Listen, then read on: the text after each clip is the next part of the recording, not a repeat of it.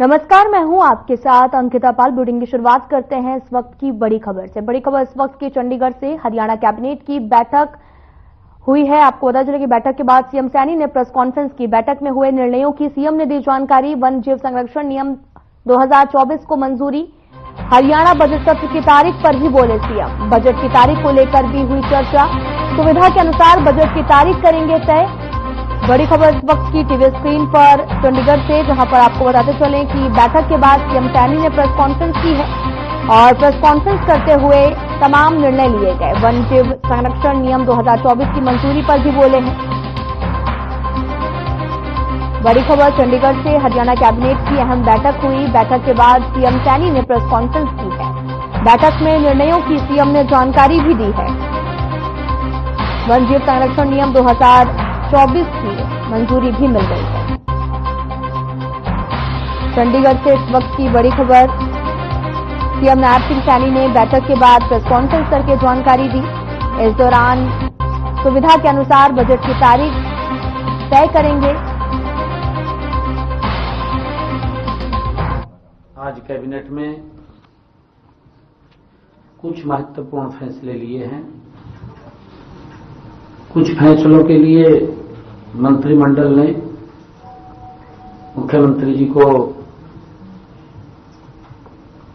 उनके ऊपर छोड़ा है। आज के जो मंत्रिमंडल के फैसले थे उसमें हरियाणा वन्य जीव संरक्षण नियम 2024 को मंजूरी दी गई है। नए नियमों में वन्य जीव विभाग से संबंधित विभिन्न प्रकार के परमिट प्राप्त करने के लिए मानदंड निर्धारित किए गए हैं। नए नियमों से परमिट प्राप्त करने की प्रक्रिया को भी अधिक पारदर्शी और उसका सरलीकरण हो, उसको मंजूरी दी गई है, ताकि जो हरियाणा वन्य जीव हैं उनको के लिए जो हमारी पॉलिसीज थी उस पॉलिसीज के लिए पहले, क्योंकि एक्ट वो बना हुआ था और पॉलिसीज के अंदर उसमें कुछ नियमों में बदलाव हुआ है, उसको मंजूरी दी गई है। दूसरा, हमने आढ़तियों को एक बड़ी राहत पीछे, क्योंकि मुझे मिले थे, रब्बी की खरीद सीजन जो 2024-25 था उसमें नमी के कारण उन्होंने इस बात की शिकायत की थी कि भारी नुकसान हमें हुआ है। उसकी भरपाई के लिए हमने एक वन टाइम राहत देने का काम किया था। तो आज मंत्रिमंडल में उसको मंजूरी दी गई है। राज्य सरकार ने आढ़तियों को जो नुकसान हुआ है उसकी भरपाई के लिए 3 करोड़ 10 लाख रुपए की राशि वो उनको शॉर्ट जो गेहूं हुआ है उसके लिए वो देने का निर्णय किया है। हमने तीसरा बड़ा फैसला जो मंत्रिमंडल में किया है, वो तीसरा बड़ा फैसला जो हरियाणा मंत्रिमंडल village common land regulation act 1961 में संशोधन को भी स्वीकृति दी गई है। इस संशोधन के तहत जो हमारे 20 वर्षों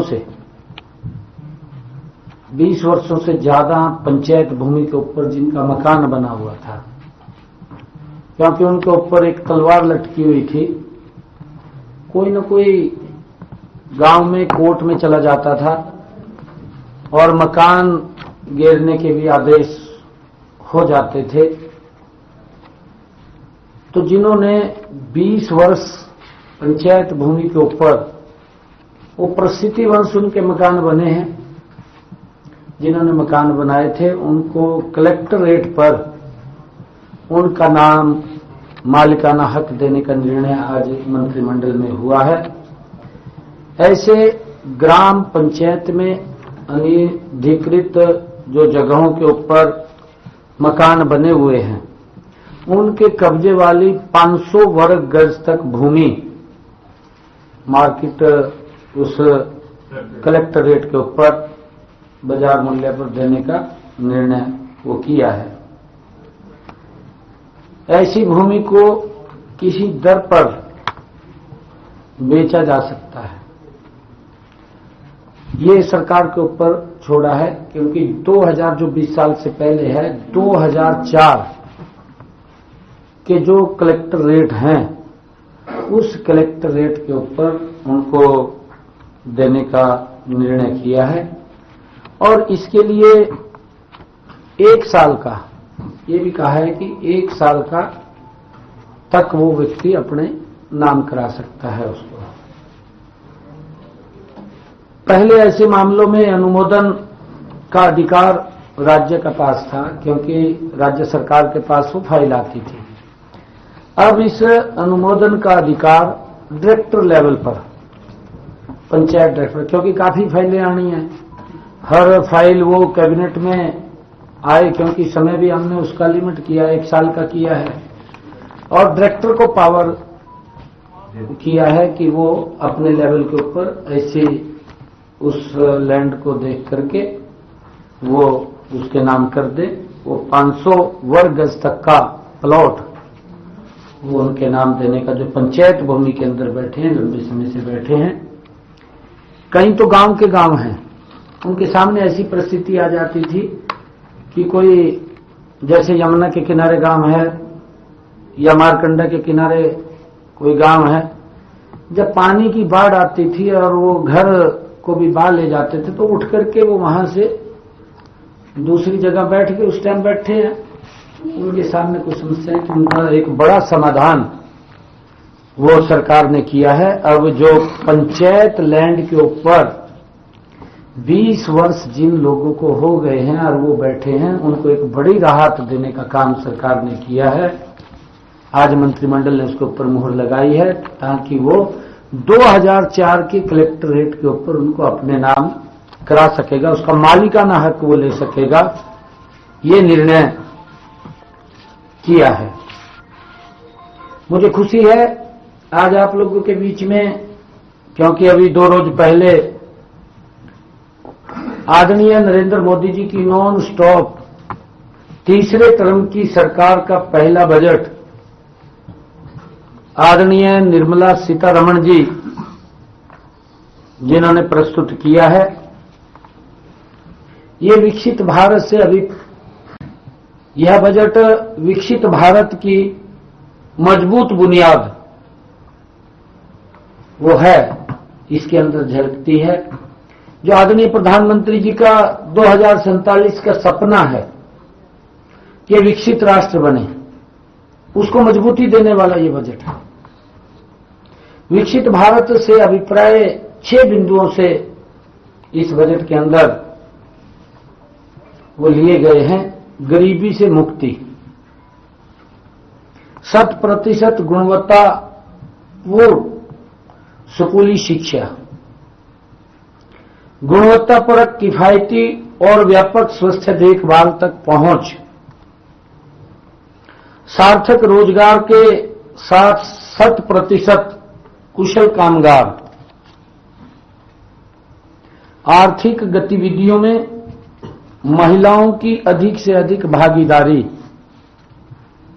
भारत को दुनिया का खाद्य कटोरा बनाने वाले हमारे किसानों का उत्थान। केंद्रीय बजट 2025-26 के लिए माननीय प्रधानमंत्री नरेंद्र मोदी जी एवं वित्त मंत्री श्रीमती निर्मला सीतारमण जी का मैं आभार व्यक्त करता हूं कि जिन्होंने ये बजट जो देश के विकास में हर वर्ग को ध्यान में रखते हुए प्रस्तुत किया है, इसके लिए मैं उनका आभार प्रकट करता हूं। केंद्रीय बजट 2025-26 भारत के समग्र विकास की दिशा में एक महत्वपूर्ण कदम है। यह बजट केवल एक वित्तीय दस्तावेज नहीं है, बल्कि देश के हर वर्ग के उत्थान का एक सशक्त माध्यम इस बजट में झलकता है।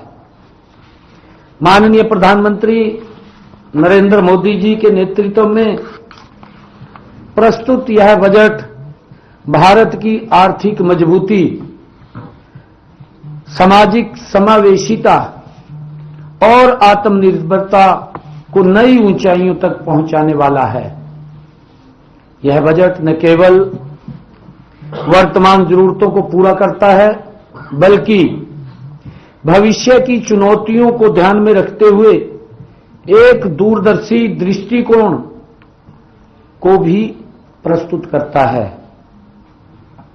माननीय प्रधानमंत्री नरेंद्र मोदी जी के नेतृत्व में यह बजट देशवासियों की आकांक्षाओं को पूरे करने वाला बजट है। यह जन कल्याणी, दूरदर्शी और समावेशी बजट है जो हर वर्ग के हित की रक्षा ये करेगा। इसमें किसान, युवा, महिला, व्यापारी और गरीबों के हितों का विशेष ध्यान इस बजट के अंदर रखा गया है।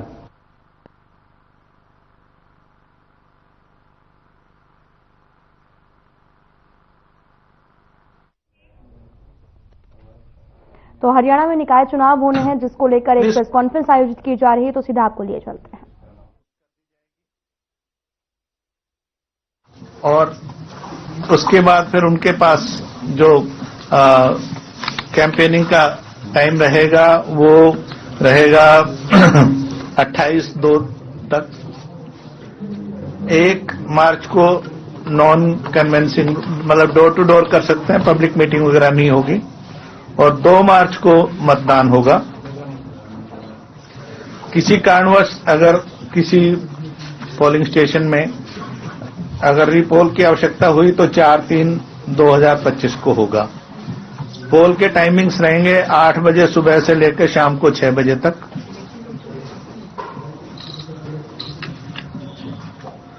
इस प्रकार पानीपत जो नगर है उसका भी नोटिस कल जारी होगा। छुट्टियां होने की वजह से नॉमिनेशन इन दिनों में नहीं होगा। बाकी 5 दिन तक जो वर्किंग डेज है 11 बजे से 3 बजे तक नॉमिनेशन फाइल किए जा सकेंगे पानीपत म्युनिसिपल कॉर्पोरेशन में। 28/2/2025 को 11:30 ऑनवर्ड जो रिटर्निंग ऑफिसर होंगे म्युनिसिपल कॉर्पोरेशन पानीपत के, वो स्क्रूटनी करेंगे, जांच करेंगे नॉमिनेशन। तो आपको बताते चले कि हरियाणा में नगर निकाय चुनाव होने हैं, जिसको लेकर प्रेस कॉन्फ्रेंस आयोजित की गई और यहां पर जानकारी भी साझा की गई है। आपको बताते चले कि आज नगर निगम में चुनाव होने हैं और इसकी जानकारी भी अभी साझा की गई है। और आपको बताते चले कि जल्द ही यहां पर नगर निकाय चुनाव होने हैं और नगर निगम और साथ ही नगर निकाय चुनाव यहां पर होने हैं, जिसको लेकर अभी प्रेस कॉन्फ्रेंस आयोजित की गई।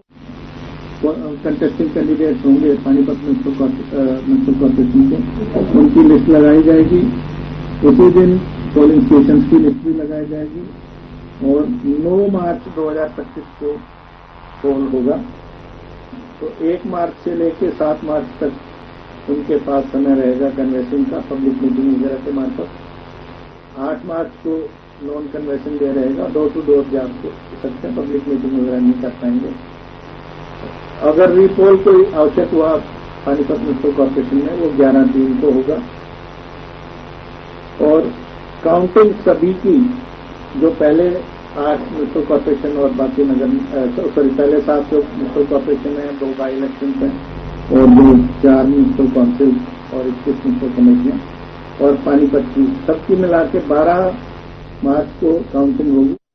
आपको बताते चले कि यहाँ पर डेट का अनाउंसमेंट भी हो रहा है, जहां पर आपको बताते चले कि नगर निगम चुनाव होने हैं, जिसको लेकर 1 से 7 मार्च तक की बात कही गई है कि यहाँ पर नामांकन जो है वो किया जाएगा। आपको बताते चले कि लगातार प्रेस कॉन्फ्रेंस जारी है और वहां पर तमाम जानकारी भी साझा की जा रही है। नगर निकाय से जुड़े सभी जो जानकारियां हैं वो भी साझा की जा रही है। आपको बताते चलें कि 8 नगर निगम है और साथ ही यहाँ पर नगर निगम और नगर निकाय चुनाव होने हैं, जिसको लेकर जानकारी साझा की जा रही है। आपको बताते चलें कि चुनाव से संबंधित जानकारी जो है वो साझा की जा रही है, जहां पर आपको बताते चलें कि आज अभी कॉन्फ्रेंस जो है, प्रेस कॉन्फ्रेंस, वो लगातार जारी है। तो बढ़ते हैं खबरों की तरफ।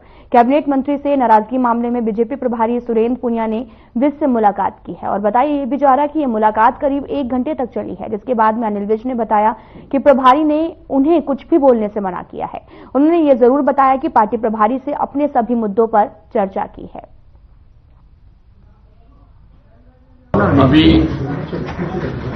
प्रभारी जी ने फुल स्टॉप लगाने के लिए कहा है, तब तक it is not finally resolve.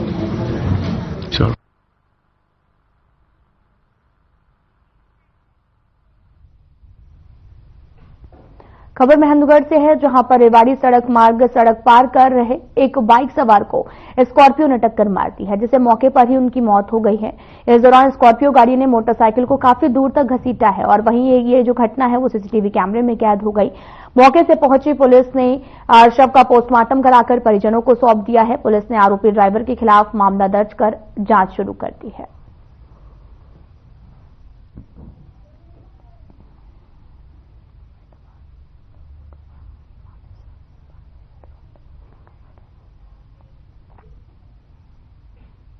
Charkhi Dadri जिले के गांव रामलवस में अहिर समाज की पंचायत का आयोजन किया गया है और जिसमें कई सामाजिक मुद्दों पर चर्चा करते हुए दुसाद गोत्र की खाप का गठन किया गया और पंचायत में रेवाड़ी जिले से पहुंचे कर्नल जी.आर. यादव ने सूबेदार उदयवीर सिंह ने यह भी बताया कि समाज की उन्नति में खाप पंचायतों का अहम योगदान है। इसी के तहत गांव में पंचायत का आयोजन किया गया जो सामाजिक मुद्दों पर लोगों को जागरूक करेगी और खाप के माध्यम से दहेज प्रथा, मृत्यु भोज जैसी सामाजिक बुराइयों को समाप्त किया जाएगा। उन्होंने ये भी बताया कि खाप पंचायत ने समाज हित में बहुत अच्छे फैसले भी किए हैं, जिसकी खाप का गठन होना बहुत जरूरी है। उन्होंने कहा कि अहिर रेजिमेंट के गठन की मांग पिछले काफी समय से की जा रही है, लेकिन उनकी आपसी एकता की वजह से ये मांग अभी भी पूरी नहीं हुई है।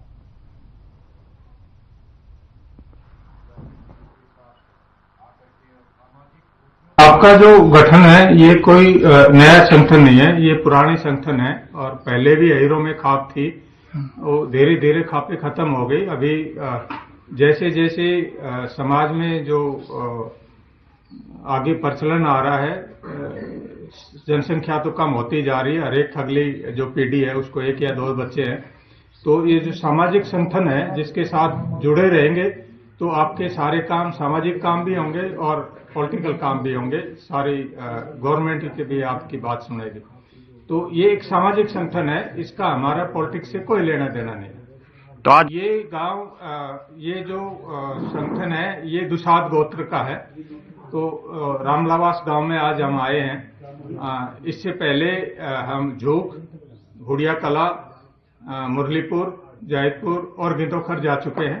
हमारा मेन मकसद तो है खाप बनाना और आज हम दुसाद गोत्र की खाप बनाने के लिए रामलवास गांव में आए हैं।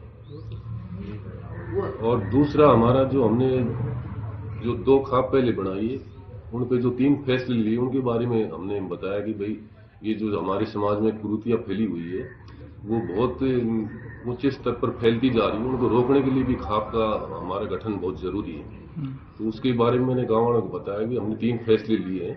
एक तो काज के ऊपर पाबंदी, एक जो ब्याह शादी में जो दारू का सेवन होता है उसके ऊपर पाबंदी, और एक जो लगन वगैरह में पूरी बारात जाती है उसके ऊपर 21 आदमी से ज्यादा नहीं जाए उसके ऊपर पाबंदी। और इसमें जो हमारा सहयोग करेगा और जो हमारा पालन करेगा उनको हम अपनी पंचायतों में सम्मानित करेंगे। ये तो ये एक नींव है उन कुरीतियों को दूर करने की जो आज तक हम करते आए। हालांकि बहुत समय पहले ये नहीं थी, लेकिन समय के साथ ये चेंज होता गया और ऐसी ऐसी कुरीतियां होगी समाज के अंदर जिसको संभालना मुश्किल होगा। भविष्य में जाकर के ये एक विकराल रूप धारण करेगी अगर हमने इसी वक्त इसके ऊपर पाबंदी नहीं लगाई। खबर रेवाड़ी से है, जहां पर विधायक लक्ष्मण यादव का 65वां जन्मदिन बड़े ही धूमधाम से मनाया गया। विधायक के जन्मदिन पर दर्जनों कार्यक्रम आयोजित हुए हैं। विधायक ने जन्मदिन के मौके पर प्राचीन हनुमान मंदिर के दर्शन कर आशीर्वाद लिया है। आस्था कुंज में पहुंचकर बच्चों के साथ केक काटा। साथ ही बाल भवन में रक्तदान शिविर लगाया। कवि सम्मेलन और नेत्र जांच कैंप भी आयोजित किया गया। सैकड़ों लोगों ने लक्ष्मण यादव को जन्मदिन की बधाई दी। इस दौरान अधिकारियों पर उनकी अनदेखी, लापरवाही, भ्रष्टाचार के आरोप लगने के सवाल पर कहा कि राजनीति में ये सब चलता रहता है। अगर कोई अधिकारी काम नहीं करता तो धमकाना भी पड़ता है और साथ ही खिंचाई भी करनी पड़ती है।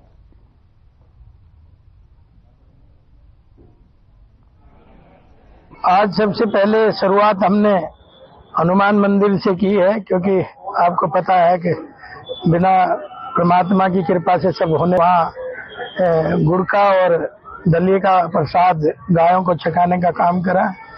उसके बाद आप देख रहे होंगे कि एक मेडिकल कैंप था संगवाड़ी में, उसका भी हमने किया है कि लोग की आस्था है कि आज धर्म के काम होने चाहिए जन्मदिन के उपलक्ष्य में। ठीक इसी तरह से स्वर्ण जयंती पार्क मॉडल टाउन में भी कुछ साथियों ने जन्मदिन का ये कार्य किया है और ठीक उसी तरह से आस्था कुंज में भी गए हैं सब लोग।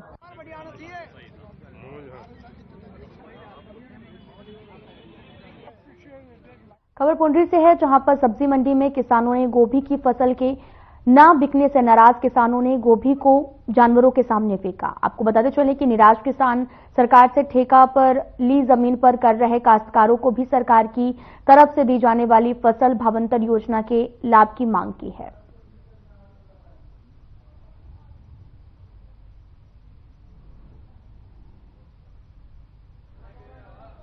सब्जी का बहुत बुरा हाल है। गोभी को कोई ग्राहक नहीं पूछ रहा, बस फ्री में उठा रहे हैं और रेंट पे खेत ले रखे हैं जी। हम कोई पोर्टल भी करवाते हैं, जो पैसा है पोर्टल का वो जिम्मेदारों के खाते में जा रहा है।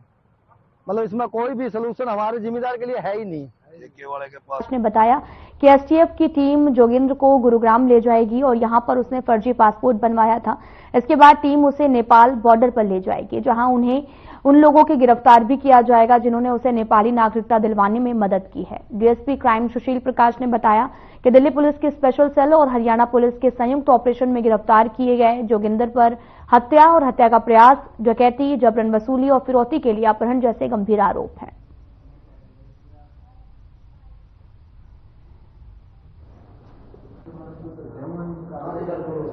एक्चुअली कैपिटल पुलिस नहीं लेके आई, एसटीएफ लेके आई थी उसको, और वो ज्वाइंट टीम थी दिल्ली पुलिस की और एसटीएफ हरियाणा की। उनके सहयोग से फिलीपींस से लेके आए थे उसको और यहाँ उसको पेश किया था। फिर यहाँ 10 दिन का रिमांड लिया उसका और उसके खिलाफ अपने यहाँ जितने केसेस थे उसमें तो लगभग हो चुका है हमारी तरफ से, तो कोई पेंडेंसी नहीं है। बाकी एसटीएफ के पास काफी केसेज हैं उसके बारे में। उनके लिए वो दिल्ली और नेपाल के लिए जो नकली पासपोर्ट वगैरह का इशू था उसके लिए वेरिफिकेशन के लेके गए हैं वो।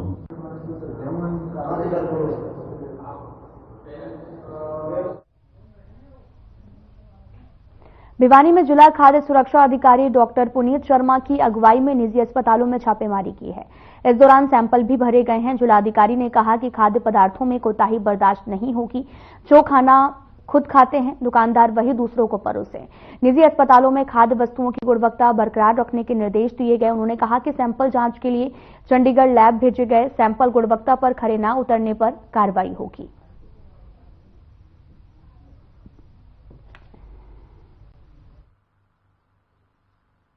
दो हॉस्पिटल्स में जांच की है, एक आस्था हॉस्पिटल और दूसरा एक कदम हॉस्पिटल। हाइजीन के रिलेटेड इनकी क्वालिटी ठीक है, कुछ एक कमियां हमें मिली हैं, जैसे जो फूड नॉन फूड आइटम्स उनको सेपरेशन के लिए या फिर जो पैकिंग के आइटम्स हैं उनमें लाइसेंस नंबर नहीं है, एक्सपायरी डेट नहीं है, मैन्युफैक्चरिंग डेट नहीं है।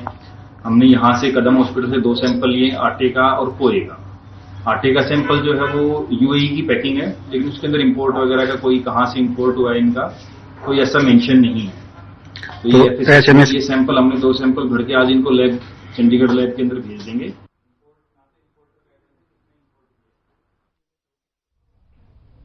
फिलहाल बुलेटिन में इतना ही। नमस्कार।